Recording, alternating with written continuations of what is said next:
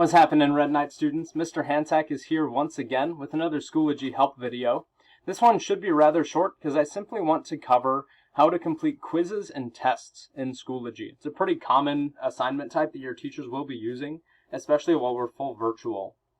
I should note there are two different ways that your teachers can use quizzes and tests in Schoology. One is this blue puzzle piece called an assessment. The other one is a green puzzle piece called quiz test.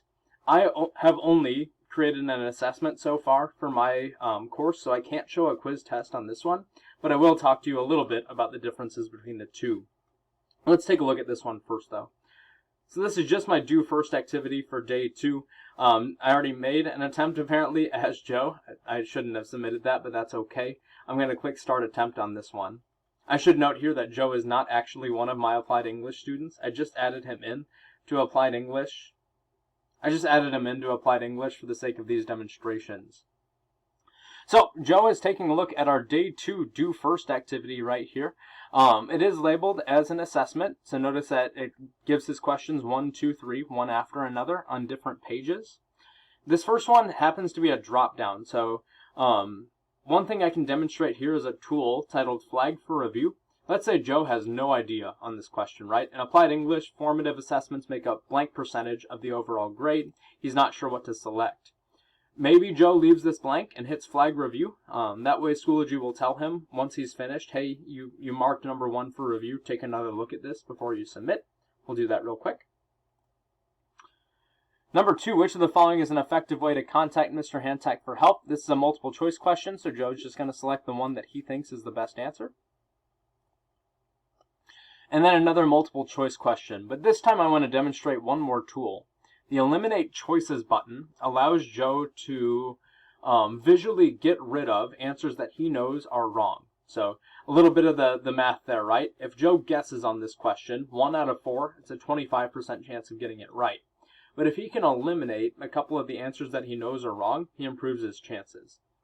Let's say Joe knows that this one is silly, and he's not a big fan of this answer either. So he gets rid of C and D, technically. Now if he has to guess between being a resource for your faith life or giving you good grades, at least he has a 50% shot of getting it correct this time.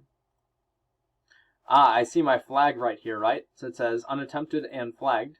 It's a reminder to go back to number 1, and then Joe can answer his question. Next.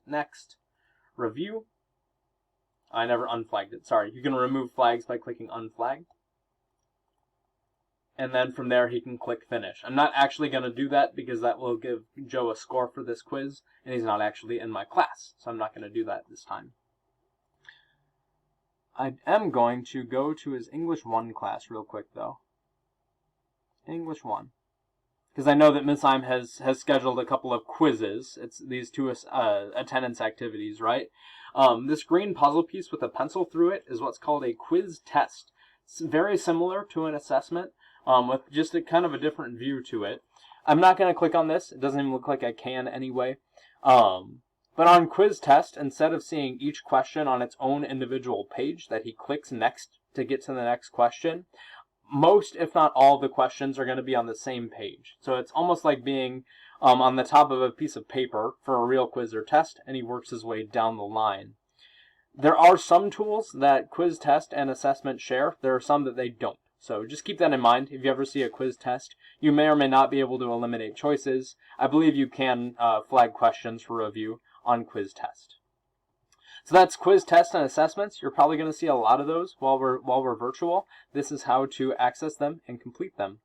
I should also note, for assessments at least, you will be able to check to see how you did after the computers had a couple of minutes to grade your assessment, unless there's a question that your teacher has to grade as well. It's a good idea to look at your results, see what you missed, and especially if you get multiple attempts on the same assessment, do some studying before you take it another time.